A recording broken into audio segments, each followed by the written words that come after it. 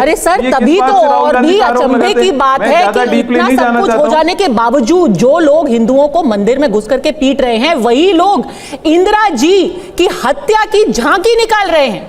आपको तो 2 सेकंड सोचना नहीं चाहिए। गाजा पैलेस्टाइन तो बाद में आएगा, सबसे पहले ट्वीट करके, भाषण दे करके, स्टेटमेंट निकाल के बोलना चाहिए कि ये वही लोग हैं जो हमारी भारत की प्रधानमंत्री, जो पूर्व प्रधानमंत्री थी, उनकी हत्या की झांकी निकाल रहे हैं, उन लोगों को अपना हीरो बता रहे हैं, और उसके बावजूद पूरा सन्नाटा।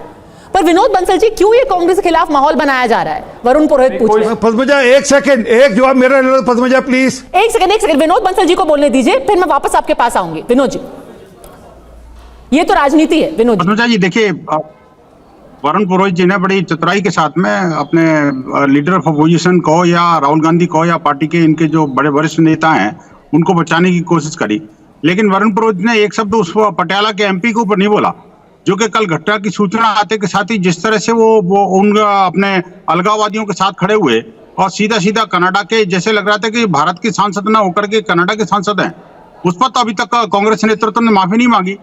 क्यों अपनी वरुण जी कोई माफीनामा आया है क्या? कि खड़गे जी का, सोनिया जी का, प्रियंका जी का, या उनको पार्टी से निकाला है क्या? जो कि सीधा सीधा कह रहे थे कि ये जो कुछ वहां पर हुआ है, वहां पर जो मंदिरों पर जो हमले हो रहे हैं, वो सारी भारतीय एजेंसियों की वजह से हो रहे हैं, भारतीय एजेंसियां करवा रही हैं। आप बोलिए, इससे बड़ा देशद्रोह और क्या हो सकता है? पद्मजा जी, आप मुझे बताइए, आप कितना ही राहुल गांधी को बचाते रहो, लेकिन क्या देश को नहीं पता, दुनिया को नहीं पता कि राहुल गांधी ने अमेरिका में जाकर के क्या भारत के बारे में क्या कहा था? कि क्या उनको नहीं पता था कि किस तरह से सिक्कों के बारे में, जिस तरह से उन्होंने बेहुदा बातें करी थी कि सिक्कों को ये नहीं किया जाता, ये नहीं दिया जाता। आरपी सिंह जी ने बड़ी सच्ची बात कही थी। क्या वो ठीक बात थी? क्या उस पर उनको कांग्रेस के नेतृत्व को माफी नहीं मांगनी चाहिए? क्या झूठ नहीं किया?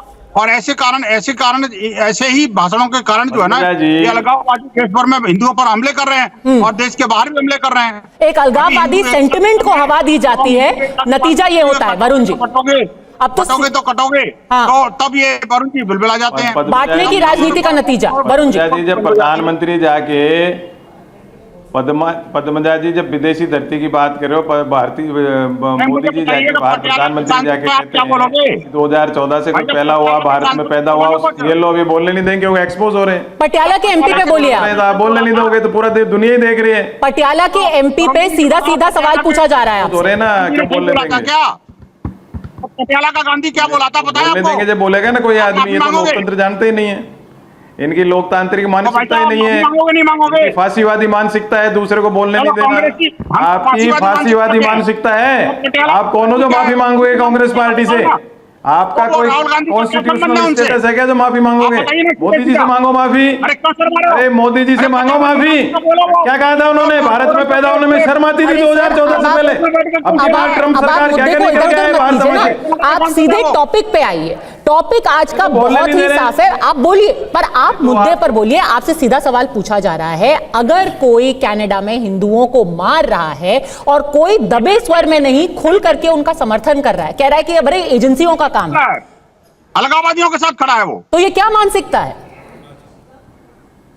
माफी मांगो आप। पद्मजा जी, अगर किसी ने मैंने अरे वरुण पुरोहित माफी मांगी है, ये क्या बीच बीच में माफी मांगो बावली बात करते हो टीवी पर बैठ कर? क्या बावली बात करते हो टीवी पर बैठ के? माफी मांगी, आपसे मांगिए कोई माफी। एक एक करके विनोद जी, एक एक करके मांगिए माफी। बात बोलने नहीं दे रहे हो दूसरे को, फालतू चिल्ला रहे हो विनोद जी। एक एक जी, अगर किसी ने कोई गलत बात कही है, ठीक है विनोद बंसल जी, 30 सेकंड अब उनको दीजिए। वरुण पुरोहित, ये प्रतिनिधि करते हैं आप जो हिंदू कर रहे हो? चलिए बोलिए। हाँ, हिंदुओं का प्रतिनिधित्व ऐसे लोग करते हैं क्या जो दूसरे को बोलने नहीं देते? अच्छा ठीक है, आप पर्सनल टिप्पणी मत कीजिए, पर्सनल कमेंट मत कीजिए। वरुण जी, मुद्दे पे आइए ना, आपसे सीधा सवाल पूछा जा रहा है। बीच में बोले जा रहे हैं, आपको डिबेट को। ठीक है, हाँ बोलिए। मैं बोल रहा हूँ ना, मैं पूछा जा रहा है तो उत्तर का समय दोगे जब भी तो कोई उत्तर देगा। बोलिए। मैं कह रहा हूँ, अगर किसी ने भी कहा है, चाहे सांसद हो चाहे कार्यकर्ता भी हो, किसी ने कहा है, अगर कहा है, मैंने अगर कहा है तो उसको स्ट्रांगली कंडेम करते हैं। ये लो, अब ये तो आप इन्हीं से बुलवा लो, चैनल दे दो, घर पे ले जाके। आपको कितनी बार समझा दिया, आपके समझ ही नहीं आ रही बात को।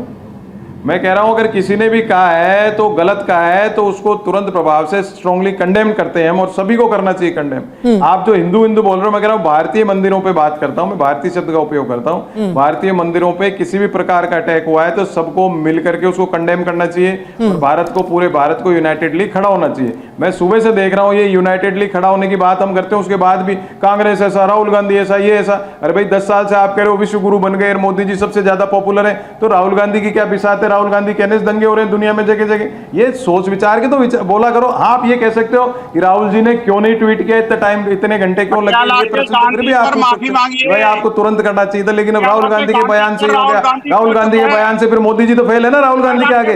अरे मोदी जी तो फेल हो गए ना राहुल गांधी के आगे। फिर हर जगह दुनिया में राहुल गांधी का डंका बज रहा है ना, मोदी जी का कहां से बज रहा है डंका? फिर आपके प्रधानमंत्री भारत सरकार का फॉरेन पॉलिसी का फेलियर है। आप बांग्लादेश को कंट्रोल नहीं कर पा रहे हो, आप कनाडा से रिलेशन कंट्रोल नहीं कर पा रहे, मालदीव से नहीं कर पा रहे, श्रीलंका से नहीं कर पा रहे, वो तो हो रहा है।